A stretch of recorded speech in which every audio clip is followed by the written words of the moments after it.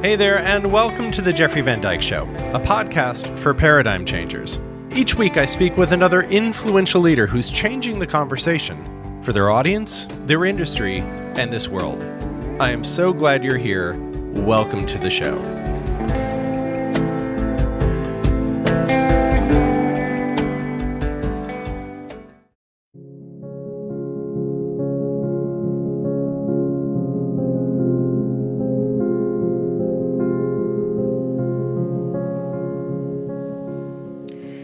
Hello and welcome to the Jeffrey Van Dyke Show. That was just a little bit of the work of Murray Hiddary, founder of MindTravel and our guest today. Murray is a multidisciplinary artist, tech pioneer, and true visionary that creates real-time, provocative compositions at the piano, which are really experiences to aid in transformation. Murray is a friend of mine and a really deep, thoughtful, smart human being who is deeply committed to his mission in this world. Murray first created MindTravel in 2013 in his living room with a group of friends, and it was seeing how his work moved them that moved him into bringing it to the world. Since then, Murray, a Steinway artist, has brought this work literally around the world, from London to Paris, Los Angeles, Berlin, Boulder, in venues like Lincoln Center, the theater at the Ace Hotel, in the Metropolitan Museum of Art, on the beaches in Tel Aviv and in Santa Monica. I've even experienced MindTravel inside an Olympic-sized swimming pool with him. He's done it in volcanoes in Hawaii. It's really spectacular to see what he's done by taking this seed of his work and expanding it into this vision of what can be possible for all of us. So I'm delighted to have Murray here with us. So first of all, Jeffrey, thank you for having me, and it's such a pleasure to be in conversation with you.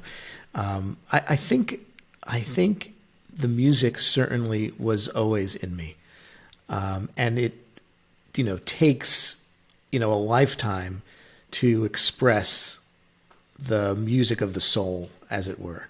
And I think as I get closer and closer and closer to understanding my truest self, as we all do in our own way, I think I'm more and more able to express that music of my soul, the soundtrack of my soul, as it were.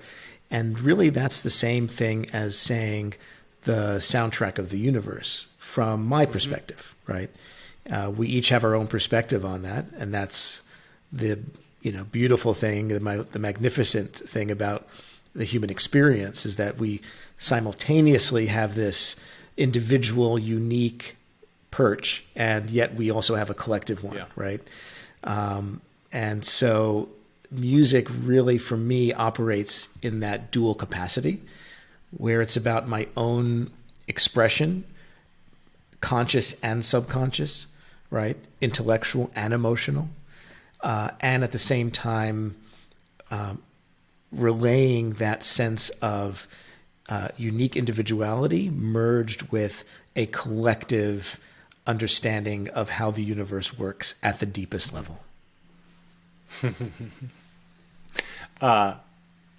It's the second piece that I think makes MindTravel what it is, because I think there's a lot of artists and creators looking to express the signature of their soul.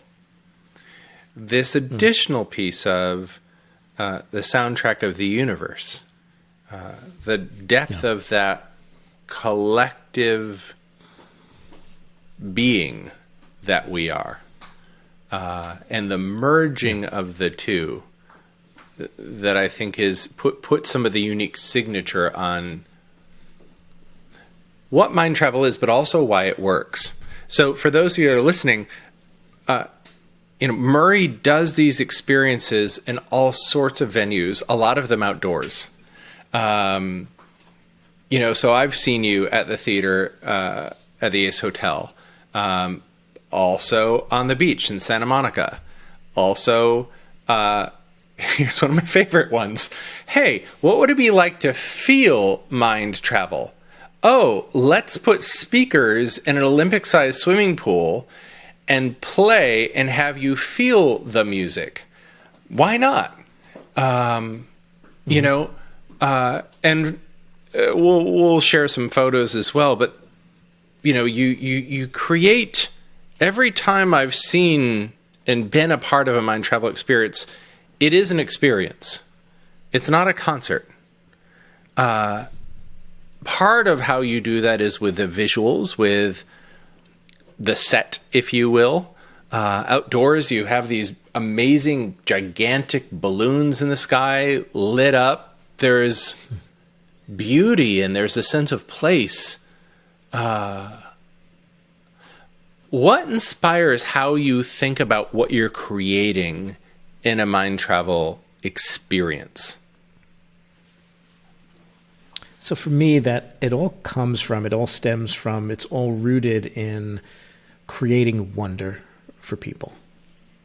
That's where it starts. That's where the inquiry and the conversation starts for me. So, and it starts with like, what would bring wonder, and a sense of magic, you know, to me. And so if it would bring it to me, it would hopefully bring it to others as well. And so I think about, you know, all of us, we move through our day, we move through life. One day rolls into the other. One distraction rolls into the other. And then life's over and we die. And, you know, it's there's a tragedy, you know, to it if it's lived that way. But if it's lived on purpose, right? Not just with purpose, but on purpose. And if it's lived deliberately, and if it's lived with attention, right? Then we can become aware of the wonder that's all around us. Now, I kind of go to some extremes for sure, as you were describing, to really kind of shake people up and create wonder. But the truth is, with the right amount of attention, we can find wonder in the most benign, simple thing, because it's not benign or simple. It's truly wonderful. And so, you know, that's where, you know, I use this experience to get to personally, through the paying of attention that is required in the music. You know, this is not background music. This is not entertainment music. It's music that's really engineered. And I use that word deliberately. It's like engineered at the basic level, right? As I'm composing it, as I'm improvising it, the patterns I use, the harmonies I use, the techniques I use are very deliberate. And they're really meant to take advantage of how the brain hears, how the brain listens, how the brain operates, how the brain discerns, how the brain layers patterns, all of that. And based on my understanding of it and my experience with it, I leverage that, I utilize it. And so I engineer the music to induce essentially kind of a trance that will bring us into a deep attention, yet we're hyper present. Like we're not zoned out, yet at the same time, right, we're not only in our head, we go through the mind to the heart, and then we open it up.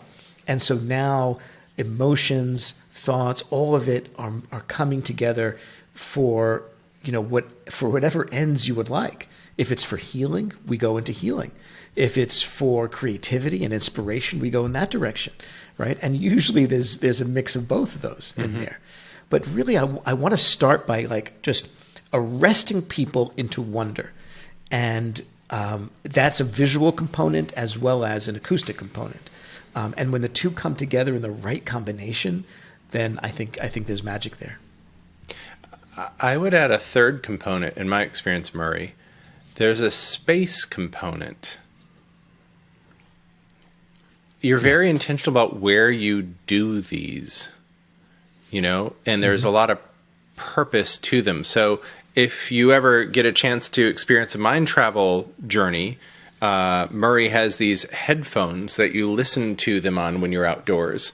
So you if you're on the beach in Santa Monica, you can walk the beach in your experience at dusk. And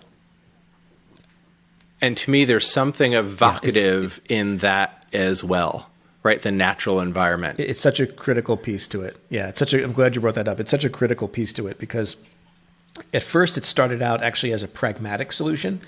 Going back almost 10 years now, it was like, how am I going to do, a concert experience at the beach and have it be, at a piano and have it be acoustically, like have integrity acoustically, and not just be lost in the air and the overwhelming sound of the wind and the ocean, right? It's not a great acoustic environment, as beautiful as it is. And then I had the idea of putting the whole audience in headphones.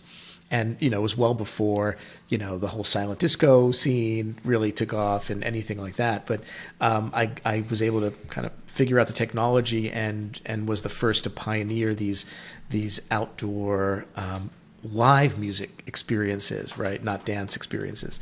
And it just worked really well because at the same time you had this individual experience you were having personally, uniquely. And at the same time, you looked around and as you're walking up and down the shoreline and having your moment and being in your reflection and having your personal insights and discoveries, right? And breakthroughs and healing and all that you're going through, you look around and you realize that there's hundreds and hundreds of other people having their unique insights, discoveries, breakthroughs, and healing. And that in and of itself, that realization that you are one of many, that you are part of a collective, each one of us sharing a common experience and having our own individual experience, like can really create an expansion in the moment, right? And it's moving through life thinking that we're separate, which creates all the struggle that we have. So I could tell you 1,000 times over, and you can hear 1,000 times over, everything's one, you're not alone, you're not separate. But good luck believing that, right? You got to discover that for yourself. You have to really feel it in some way, on some level, right? And maybe it happens when you have a child, perhaps. Maybe it happens when you fall in love. But even that's quite, it's a very rare and unique occasion, number one. And number two, it's also very one-on-one. But how do you feel that across, many people that you don't know, right? That there is no, connection of that kind with at the beginning. So that's something that if people can walk away with that, and they do, then, that's the greatest and most fulfilling gift for me. What strikes me is we started this by you talking about the signature of your soul and the sound of the universe, right? So this individual and the collective is woven through everything you're up to. I want to go back in time a bit because I'm always interested in how people's upbringing is part of the training and inspiration, including the wounding, for the gift. And this piece in particular, the aloneness and the connectivity, the combination of that feels really fundamental to you for me. And I think that is part of the human condition. But there's a particular drive that I experience around you to both understand it and to share a broader experience. Where do you think that came from? So, I remember, a long time ago learning from you actually, some nuances around, the core wounding process of all of us as we're young, and how that emerges and happens. And, you talked about, that moment or moments, in our childhood where there was a painful situation, right? Coupled with confusion for a 5-year-old, a 6-year-old, an 8-year-old, a 10-year-old, right? And as many situations are for someone that age, right, when we're not fully developed. And that combination of that painful, hurtful experience with a confusion creates this vacuum, right? And then we fill in the vacuum, right? And then the narrative is born, right? And then the wounding is there, albeit completely manufactured. For me, I can really date that back to growing up in an environment which was incredibly controlling on every level, right? And so you're looking at a neighborhood in New York City, in Brooklyn, which was a very religious one. So it had a lot of doctrine, it had a lot of rules, it had a lot of authority, from the temple to the private school, the religious school, to the, friends and family, everyone part of that, and to my own household, right, to my parents. And as amazing as they were and are, it was that kind of structure, right? And so I felt incredibly confined, contained, and by the time I turned 18, I just fled and wanted to see the world. So there was always this drive to want to experience and reach out and connect out there. I never fully felt seen or heard in the world that I was in. There was really a sense of not belonging where I was, and it was a very isolating feeling. A lot of the thoughts I had were, staring up at the cosmos and just wondering about it all. When I was a young teenager, I got my hands on Eastern philosophy, and that spoke to me directly because it wasn't about religion. It wasn't about any of those rules. It was about an expanded consciousness, a oneness, a unification, a unity, and that truly spoke to me. And so, for me, there was a very aloneness, right, and a loneliness to my experience as a child. And I think if you dig down to everyone's core wound, regardless of what it is, if it's I'm not smart enough, if it's I'm not good enough, if it's I'm not pretty enough, if it's I'm this, I'm that, ultimately, right, it's all going to point to an aloneness, because those things will keep you separated, right? And so at the fundamental nature, the irony of the human experience is that we are all moving, each one of us, right? The great cosmic joke is that we're all moving through the world, feeling completely separated. We distract ourselves with things that make us not feel that way. And so, like we said earlier in our conversation, we move from distraction to distraction, and we go to one pub. It's like a pub crawl through life, right? To distract ourselves. I mean, it's kind of like that, right? And it's binging one show after another, and it's this proverbial pub crawl to just keep ourselves intoxicated from the pain and despair of being alone. And even if you're with a partner and a family and kids, you can also feel that way if you're not doing the work to feel and be seen and see others, right? So, that's what the opportunity is. And I was super in touch with that as a kid. And, I really was a dreamer and had a very highly developed internal world and imagination. And I wanted to go kind of create that. And that's what I set out to do, as literally soon as I was able to at, 18 years old, and I was able to leave the house. Yeah. I feel when I'm experiencing mind travel, I feel you touch that aloneness in me and in the people around me, while also going into, it stretches, all right. Yeah. So there's that. Now let's go explore. I want to stay a little bit in your personal history for a bit, and then I want to talk about the kind of where you're going with mind travel. You ended up creating a few companies, yes? Before mind travel, corporate company. Tell me Tell me just a little bit about that. Then I want to hear about this transition, because there are like two worlds. Mm-hmm. Yeah. Well, I traveled for about a year at 18 in that, youthful angst that, we've all had. And it took me to incredible places and incredible adventures. And it was a real kind of coming of age for me, going out to the East, traveling the world. I actually traveled on a bicycle over 10,000 miles alone to just touch, see, feel, taste, smell the world. And I did, like, thoroughly and fully.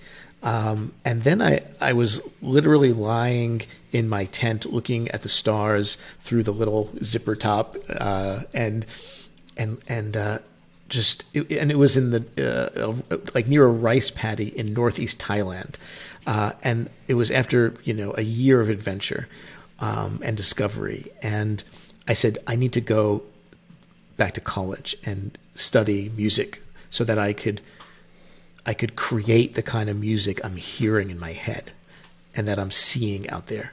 And so I went right back to New York. I went back to NYU and studied music, and that's what I got my degree in, classical composition. And then when I graduated, I was like, how am I going to make any money with this, right? Especially the kind of music I want to do, right? I didn't want to write jingles and commercials and TV stuff, and that's just not where it was for me. I wanted to write the music of the cosmos, and I didn't know how to make money at that at the time, at 21 years old, right? So I was like, okay. And I was sharing this frustration, Jeffrey, with my older brother, who was always a computer science guy, right? Brilliant mind, computer science guy. When I was going to music camp as a kid, he was going to computer camp in the summers, right? Like that's the two of us. And he says, hey, Murray, have you heard of this thing called the internet, right? And now, for those listening, this is going back to 1994.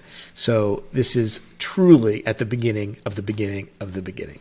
And I said, I think I heard about, what is it again? and he showed it to me. It was all text. It was, so rudimentary. And something just lit a fire in me because, the things we do in life, and here's, I think, an important part of this conversation, which is so many people are looking for what their purpose is. They're looking for what their mission is, their vision, like what is their legacy going to be, like what should they do in life? And they're so caught up in finding that one thing, and some of us are lucky, I mean, you clearly have found your purpose in what you do. I clearly have found my purpose in what I do, and I've known it for a long time. But here's the thing, right?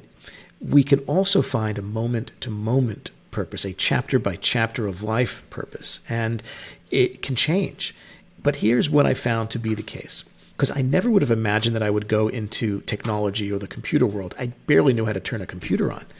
But what I realized was that it had nothing to do with computers, right? It had everything to do with my other core values. Besides, music is not a core value. Underlying music, right, are my core values. So some of my core values, right, which extend, of course, right out of my core wounds, are connection, creativity, curiosity, right? That's three of the big ones right there. And so while music certainly does tick all those boxes, well, so did technology in its own way, right? I was damn curious about how this was going to change the world. And I also realized that it was going to connect the world in a new way. And that had me intrigued, right? And it certainly was creative because we could do anything with this technology. And this had nothing to do with music. And the companies that I built had nothing to do with music. And they didn't have to. And what it allowed me to do was to keep the music pure. Music for me then and now is truly a religious experience for me, right? And I mean that in the sense of it is about connecting with the divine. And I just wanted to be very pure about that. And, that was my personal decision. So by setting that aside and doing that in parallel with all this, right, allowed me to keep that pure and keep that as a way to connect with myself and to connect with the universe. And then to pay the bills, I started this company. We eventually raised investment. And my brother and I built one of the early internet successes. And about 4 to 5 years after we started it, I was 22 when I started it. By 27, we had taken the company public in one of the, I think it was the third biggest IPO gain in NASDAQ history at the time. And, I remember, being on the trading floor the first day with my dad, who had no idea what we did. And he was just like, what is going on, right?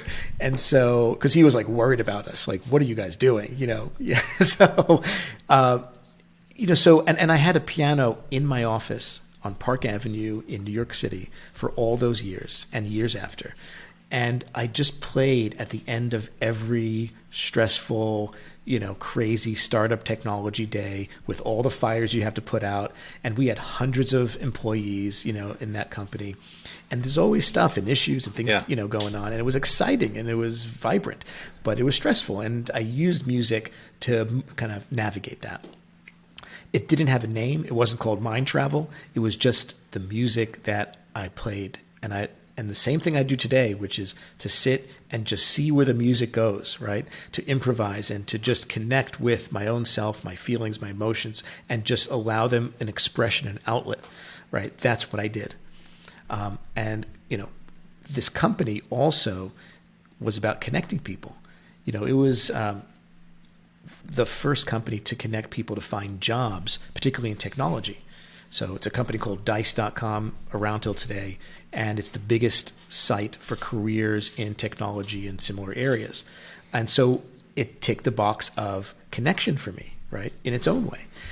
Connecting people for their careers and for their livelihood. That was pretty fulfilling. That was pretty worthwhile, right? Yeah. And so I want to really emphasize that point that, even though it wasn't music, it really was fulfilling in the sense that it really touched on all my values in a totally different way. And that was quite surprising for me. Now, ultimately, I didn't feel it was my life's calling, but it was my 20s calling for sure, right? And, so during my 20s and early 30s, it was wonderful to do that. I loved doing it. And it gave me the financial resources to continue my music and to compose and to, create recordings with symphonies and to bring my music to other musicians, which I continue to do. It wasn't until years later, this is 3 companies later, having sold 2 companies. And so I had kind of been on this entrepreneurial journey, and maybe I let it last too long, because once you get good at something and then have a name for something, more opportunities come to you, and it takes on a life of its own, a momentum of its own. So looking back, I don't know, should I have kind of addressed it sooner? But I definitely had a good time doing it, so I certainly don't regret it. And I did continue the music, but I never did it publicly. And, it was just really for some friends maybe at times. And then it wasn't until, the biggest life tragedy that I've ever experienced, which was the death in an accident of my little sister. And she was 23 at the time. And, this is about 15 years ago now. And, something like that, she was 23. I'm 12 years older than her. And we were traveling together, and it was just a horrific accident, and she was killed instantly. I was there. So in addition to the grief of my sister, I'm also dealing with the trauma of what I witnessed and saw and experienced and went through. And so it was just an intense and a very challenging time to move through. And I turned, amongst other things, including incredible support from friends and family, and also professional support that I did for about a year, seeing a grief counselor. In addition to that, I also turned to music, and that was my daily practice. Mm. And I would sit at that piano. Every single day, sometimes for half an hour, sometimes for 2 hours. I mean, it was all whatever I could muster. And I just played the pain out of me. And I used this music, same music that I share, now around the world. And it enabled me to release that pain from my whole being, from my body, from all of it, and give it an outlet. Music is the language of emotion. We say when we don't have words for something, we turn to music, right? And there's a reason for that. Music is a multidimensional language, right? Spoken language like we're doing now is linear. We have to put one word in front of the other. And if we talk at the same time, it's noise. We can't understand it. But with music, right, I put one note in front of the other, one phrase in front of the other. That's one melody. You do the same. You have a melody. We put the two together. We have polyphony, right? Right. You're in a choir. You've sung in a choir, right? Oh, yeah. We have polyphony. We have harmony. We have beauty, and we're communicating, but we're communicating something greater than the sum of its parts in a profoundly powerful way. And I think that's why music is the language of emotion, right? Because emotion is multidimensional.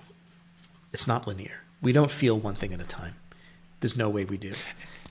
We try to make words for them, right? It also comes we try to in make waves. words for it, but they're tangled, and it comes in waves. Which is musical in and of itself. That's how I experience mind travel. Is there are these waves, there are these hills and these valleys that you explore with us. Yeah. So what was your sister's death the catalyst to make this full time?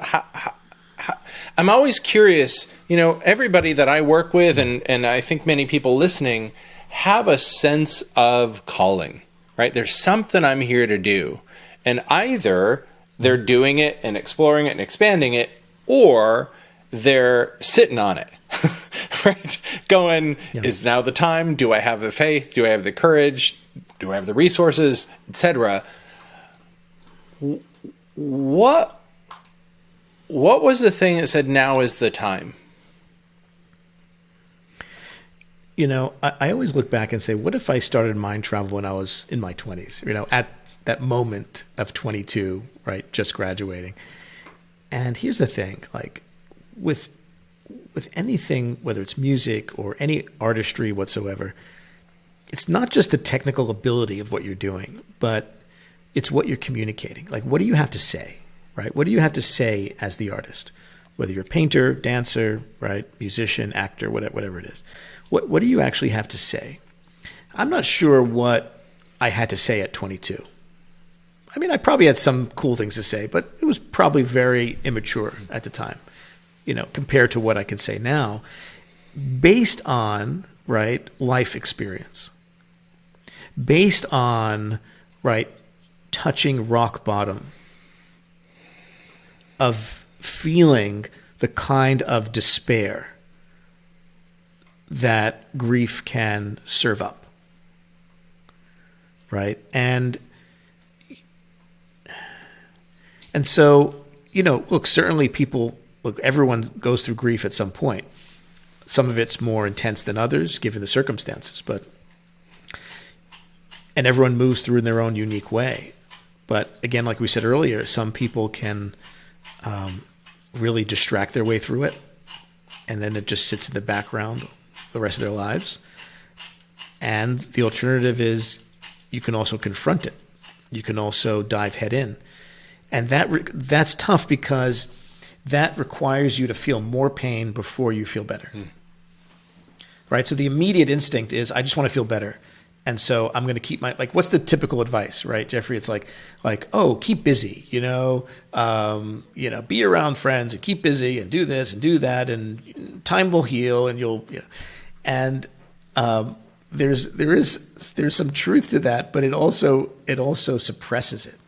So the alternative is, well, what if I actually confront it, feel it, and really soak in that, and then move through and transmute that pain, right? What lies through the other side? But it's such an unknown, and it is so terribly, terribly painful that it's very hard to do. Now, I was able to do that, and I did make that choice. And I really was committed to coming through the other side, not regaining my life, which is really all I wanted at first, but I didn't want to regain my life. I actually was like, I think I could have a better life. That seemed like a crazy thing to say, but I really felt it somehow. Because what it ended up doing was it actually cracked me wide open. Like there was a certain part of me that was constrained and controlled prior to that event happening, and I think it got in the way of the music. And then afterwards, there was a complete cracking open and an ability to be vulnerable in front of others in a way that I don't think I was before. One of the things that I often think about, especially for those of us that are guides for others, is that subconsciously everyone is asking, if I lean in, can you hold me? If I really lean in, right, do you have the skill, capacity, strength, courage, willingness, vulnerability, humility to hold me? And and if I need to explore this in my life, is that someplace you can go or not? Yeah. What I just heard was, for your calling, for this work, because a lot of what I see happen in mind travel is deep healing in a non-linear, non-verbal manner. That you needed to have the capacity and space to go in the music to the places that we have a tough time going otherwise. And a lot of what I experience mind travel, both the depth and the height of it, is you going to places. A lot of times in life we live kind of in the middle, right? Yeah. And mind travel goes to the depths and goes to the height, in my experience. Absolutely. And Yeah. So it just sounds to me like, that wasn't a prerequisite for the skill building, but it was a prerequisite for what you were being asked to bring out, is what it feels like to me. Yeah, I completely agree. Music has this uncanny ability to communicate both joy and despair at the same time. That's right. What you're talking about is the extremes, the peak and the trough of the human experience, and because everything is waves, we're all going to experience, right, the full spectrum.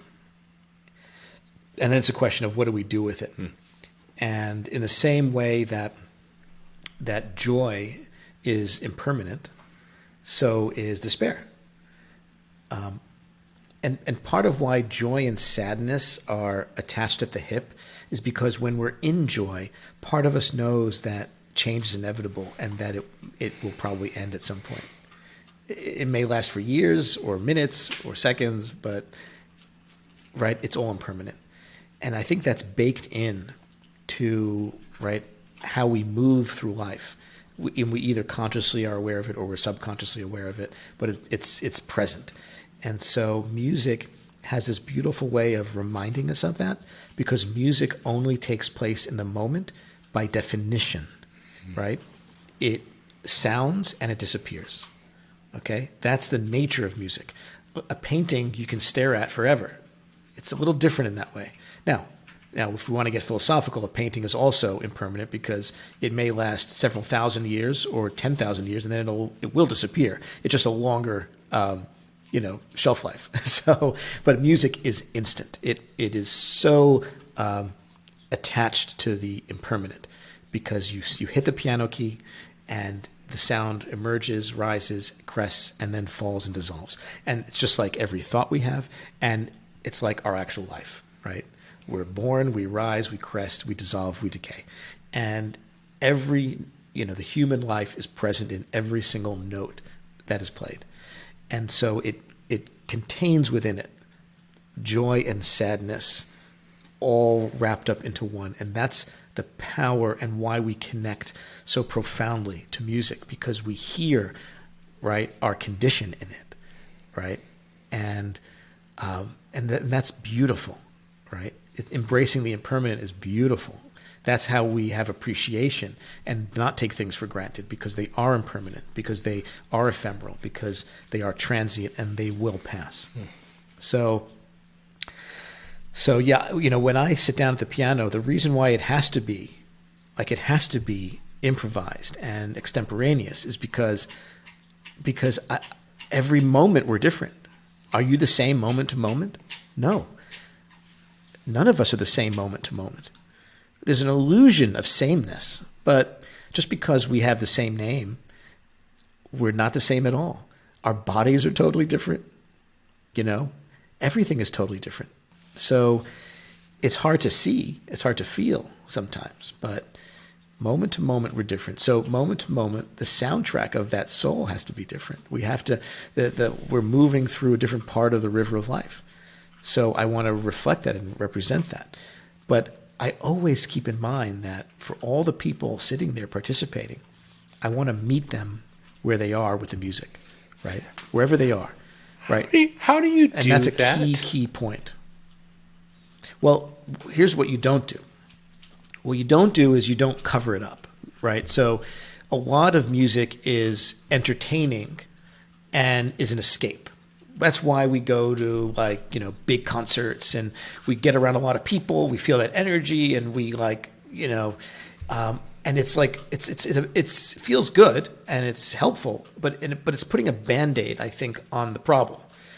Because then tomorrow once that effect wears off, you're back in your life. And I'm not sure how much you've moved the needle, right? So I don't want to put a Band-Aid on it. And I want to create a lasting effect by actually healing the problem, which is why, like we said about grief, it may require you to feel more pain before it's released, which is why you'll see people crying at a mind travel. Like, why are they crying at a what should be a very relaxing, enjoyable music experience? Yeah. Well, because something's coming up. And so I want to meet them where they are, right? And not tell them how they should feel, right? Like, have this, you should be in this here's a blissful world you should live in. No, part of it is going to be painful, have some angst, have some touchings with despair, and then we're going to rise up. When I speak to audiences, I often get intuitive senses about how an audience is, what's in this space that isn't being spoken, that I'm here to help touch, right? What, I'll often check in with my intuition, like, what is this, even if I have like a keynote and here's what I'm speaking on and but what does this unique audience need to hear? What needs to be touched within them? Why am I, Jeffrey Van Dyke, in this moment in front of these humans, right? And I listen for this guidance of what's under the hood that I'm meant to speak to, that will allow some liberation or evolution to occur. And I'm just curious, for me, I don't even know how to describe it per se, except that I tune in, I listen, I open my heart, and I kind of allow my consciousness to expand and reach into this space and intuit what's there. I'm curious about your process with that for mind travel. Yeah, I mean, often people will say, right, and I think it's in a way similar to what you're asking, which is like, what are you thinking when you're playing, right? I get that question a lot. And as best as I can figure out, the moment I sit down, I always start with this one note, right? You probably are familiar, right? I start with this one note that to your point earlier, creates and clears the space. And it's supposed to be used, right? I'm using it like a meditation bell at the beginning of a meditation class, like a church bell, right? To arrest us into the moment, to bring our attention to the moment, and say, it's now. It's now, and let's listen. It's right now.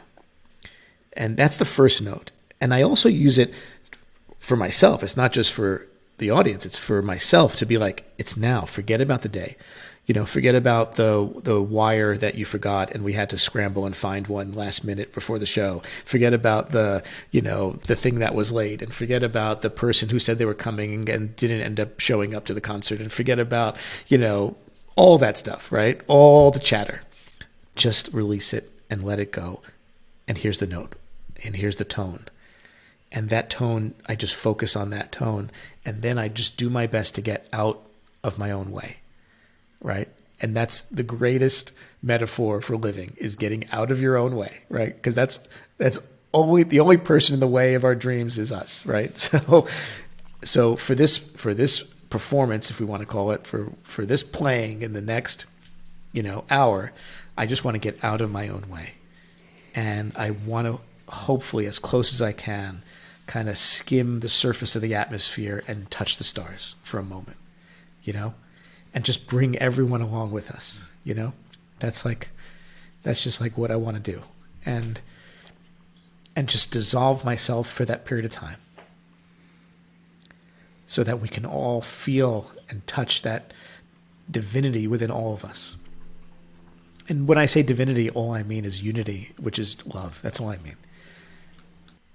Like that deep sense of connection that lies beyond all of the personality, all of the stuff, the struggle that gets in the way.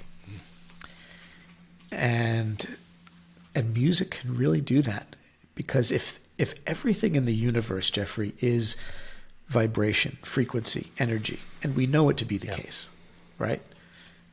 I don't care if you're a mystic or a physicist, you'd say the same thing. At the quantum level, it's all vibration. And we see it on every level of our existence. And so if everything is vibration, then music fundamentally is our closest tool to access it, because it is the representation, right? The truest sense, it is the art of vibration. And so that's why,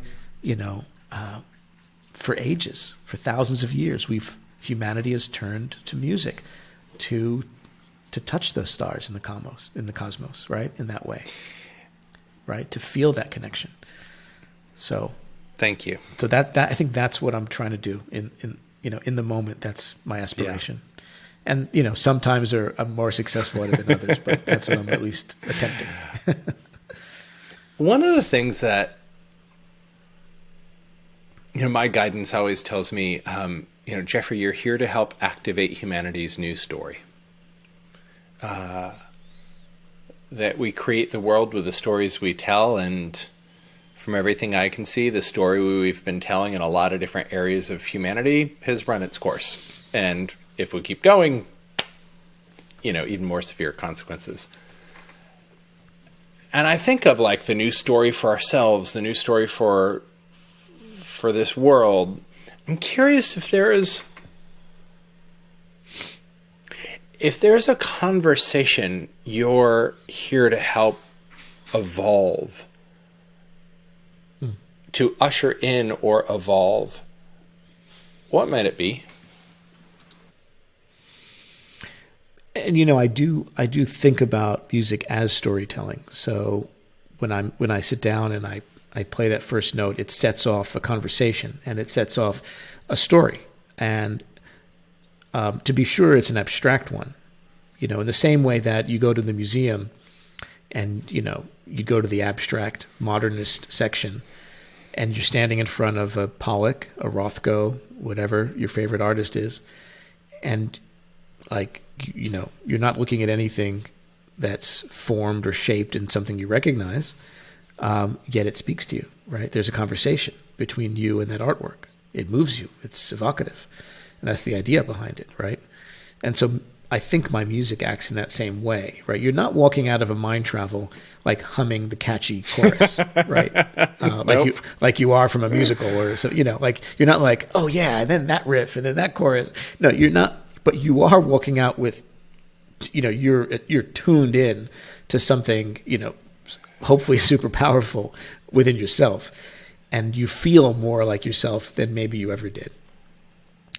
And so I think that's the conversation that I enjoy having, right? Is this conversation around the individual and the collective, and really giving us a redefinition, like giving us a way to look at that fresh, right? And that has consequences across the whole human experience, right?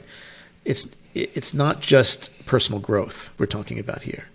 It's our whole economic system, right? I mean, capitalism is rooted in the individual expression. It rewards the individual, right? It is all about the efficient use of resources. And while it has an individualistic component to it, there also is a collective component to it because it's a free marketplace, or at least it should be. And so there is an evolution of capitalism. Like, I'm not one who believes that we have to completely throw it away. I think there's an evolution to it, right, where it becomes more conscious of the collective part of the equation that many people seem to have forgotten. But it is baked into it because, as we see globally, right, whether there's a recession or whether there's a pandemic, right, the economy moves as a collective. No one's an island from the economy because it's all interconnected. It's all interwoven. So that's how, a free and fair marketplace works. And so how we understand the dynamic between individual and collective is critical to how we shape, right, that system, right? Then we have government. Like, look at our, in the United States, look at our, essentially our motto, right? Our is e pluribus unum, out of many one. Wow. Okay, that's pretty powerful. And, that has an implication of a way of thinking, of a value, right? That how we move through the world and how we move collectively. And so all these have implications. And of course, there's many countries that don't have those kinds of understandings, right? Authoritarian countries and countries that are just emerging from being, cut off or cutting themselves off for so many centuries or decades. So there are millions, tens of millions, hundreds of millions of people entering the global society, right?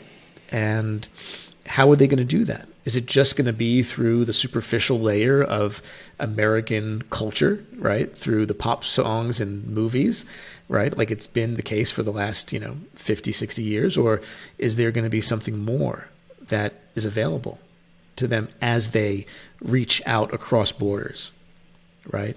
As they literally lift the veil. I was in Saudi Arabia 2 months ago, and that country is opening up for the first time in close to 100 years.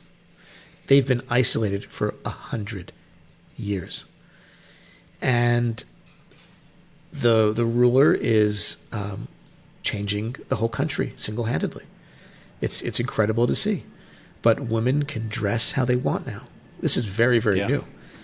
And I witnessed it. I was there. I was in Riyadh. I traveled around the country. And I saw it firsthand. They could listen to music for the first time, non-religious music. So they could listen to Western music for the first time. I was not allowed to play MindTravel there just a few years ago. But now I can. So what are the implications? What was the response to MindTravel there? Very welcome. Very welcome. They are so open. They are so hungry for deep experience, for connective experience, for cultural understanding, for cultural communication, right? And so if we only look at other people collectively as a block and a narrative that we have in our mind because of whatever, right, then we're stuck in that story. We're stuck in that conversation. But it was the first time in my life that I was able to sit one-on-one with young Saudi people around a campfire, right? Around the fire, break bread, and share stories, human experiences, music, all of it. And then they're human. Yeah. And they're not anything but just human, just like me. And so we just get so caught up in the prevailing narratives that we have to go. This has to be, for lack of a better term, kind of hand-to-hand combat, so to speak, right? We have to get in the trenches with people. We have to have conversations. And it's hard when you're thousands of miles away from so many of them, but there's opportunities to do that if you seek them out and if you reach out and if you travel there and if you make the effort, right, and learn. And it's not just true for someone halfway around the world in the Middle East, but it's also true for literally someone next door, right? If you lean blue, there's someone red within a block. If you lean red, there's someone blue within a block, right? Seek them out and have a conversation, right? Because underneath the seeming differences is way more similarity and connection than the differences seem to imply. Beautiful. You wouldn't know it in many times, but it is. It's there. It is there if we look for it. It is there. Yeah. Awesome. Murray, I want to thank you for your time, but I also want to thank you for bringing your gifts to this world. It's been so inspiring to see you grow Mind Travel in such a short period of time. And I know you play in Saudi Arabia and you play in Tel Aviv and you play in volcanoes and you play everywhere around the world. And I see you activating our willingness to connect, first to ourselves, and then in a community, and then in this world. It's so inspiring. For folks that want to learn more or see if there's mind travel coming to a neighborhood near you, where do they do it? Yeah. The best place would be just to go to mindtravel.com. And we list the whole schedule there, both of in-person events in some of the major cities, but also many, many virtual opportunities. And, one thing that the pandemic opened up for, so many of us was the opportunity to create virtual experiences. And while I was skeptical at the ability to create intimacy through them, like I do in the in-person ones, I was pleasantly surprised. And I think others will be as well at how powerful and connective the virtual experiences are. As one example, one of the experiences that we do is a walking mind travel experience. It's like a walking meditation. And we do it virtually as well. So you walk in your own neighborhood, your nearby park, your nearby beach, whatever is going to inspire you. I'm walking in my nearby park or beach, and hundreds of us are walking together through Zoom. And I'm playing music and narrating and poetry and creating this opportunity to connect, right, through music, our inner and outer landscapes. And you're doing it with a powerful group of people, even though, you're walking alone in your neighborhood. So that's how we use technology in a very kind of counterintuitive way. But in a way that actually brings us closer together, which is the whole point. Awesome. So I invite everybody to any and all of those. Beautiful. So mindtravel.com website, Instagram, Facebook, Mind Travel. What is it? Mind Travel Music. Mind Travel Music, or just my name, Murray Hiddary on Instagram is got everything on it. Cool. Hey Murray, thank you, brother. So good to be with you. Thanks for sharing your heart, your soul, your music, and have a beautiful afternoon. Thank you, Jeffrey.